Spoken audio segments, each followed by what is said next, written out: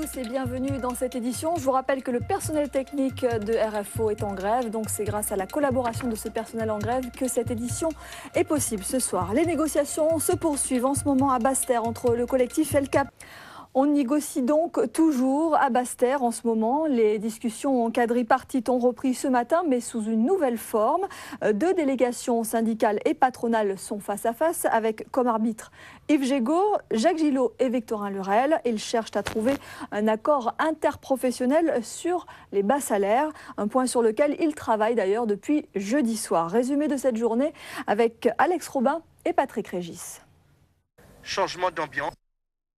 Ce matin, le collectif Liennage contre Profitation a fait une nouvelle démonstration de force. Les manifestants se sont emparés des rues de Basse-Terre, un déboulé qui a rassemblé une foule immense, plus de 40 000 selon le collectif.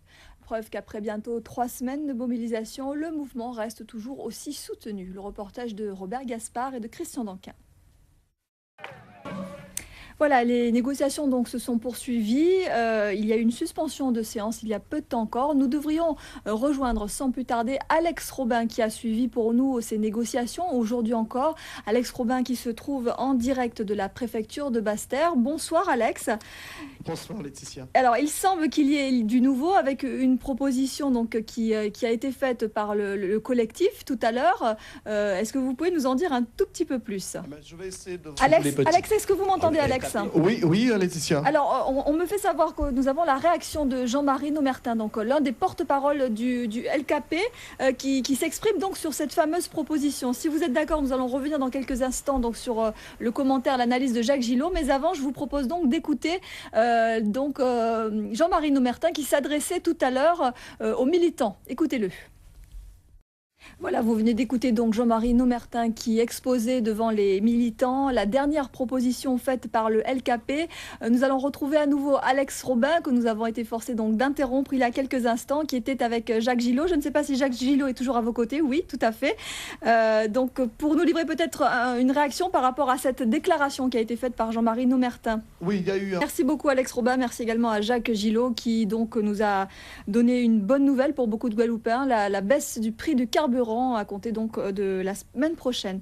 Revenons maintenant sur ce petit incident en début de séance des négociations. Ce matin, Charles-Éric Fléraud, représentant d'un syndicat de transporteurs, s'est fait refouler à la porte des négociations.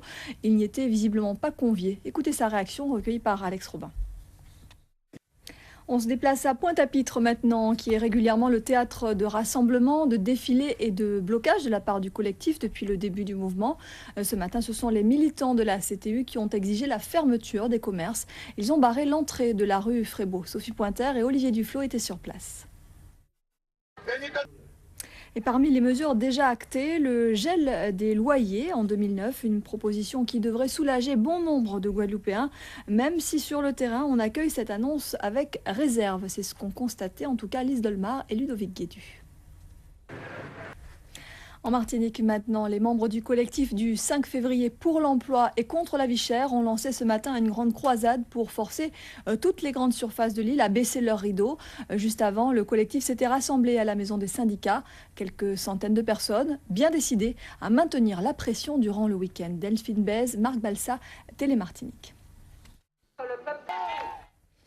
Depuis maintenant presque 3 semaines que la Guadeloupe est paralysée par cette grève générale, les conséquences se font sentir à tous les niveaux et même sur le plan sportif. Les différentes compétitions de l'île ont tout simplement été annulées ou reportées, ce qui pourrait engendrer quelques difficultés pour boucler la saison une fois la grève terminée. Le point avec Eddy Golapcan et Olivier Duflot. Dans le reste de l'actualité, la diffusion hier soir du documentaire diffusé sur Canal+, intitulé « Les derniers mètres de la Martinique », qui n'arrange rien au climat social tendu du moment. On y entend notamment Alain-Hugues Despointes parler de la lignée Béquet ayant su préserver la race blanche et de l'esclavage qui a eu aussi des bons côtés, selon cette même personne. Les réactions n'ont pas tardé, tant du côté des Béquets que du reste de la population martiniquaise. Jacques Delblon et Guillaume Fraissinet de Télémartinique sont allés au François, dans le bourg, et au Capest recueillir ses réactions. Écoutez. Voilà, vous l'aurez rectifié par vous-même. Il s'agissait d'une simple interview. Il s'agissait donc de Jean-Louis de Lucie de Fossarieux. Je vous propose maintenant de retrouver Alex Robin, à nouveau en direct depuis la préfecture de Basse-Terre, avec les différents éléments qui vous ont été communiqués au début de ce journal. Alex, vous êtes aux côtés d'une militante du collectif qui va nous livrer également ses impressions sur ces nouveautés, ces avancées, on peut le dire. Oui, tout à fait. Merci beaucoup Alex de nous faire vivre en tout cas toute cette ambiance. Ce soir vous étiez avec Patrick Régis, on en saura davantage bien sûr dès demain. Vous l'aurez noté, les deux principales informations aujourd'hui, c'est cette proposition du LKP sur donc les bas salaires qui pourrait peut-être faire évoluer positivement les négociations, et puis également la baisse du prix du carburant dès la semaine prochaine. Voilà, c'est la fin de cette édition. En raison du mouvement de grève observé par le personnel technique de RFO, nos programmes restent bien sûr fortement perturbé. Demain, la diffusion de cette actu présentée par Jean-Claude Lefort est prévue à 18h30. Quant à nous, on se retrouve à 19h pour de nouvelles infos. Merci et très belle soirée à tous.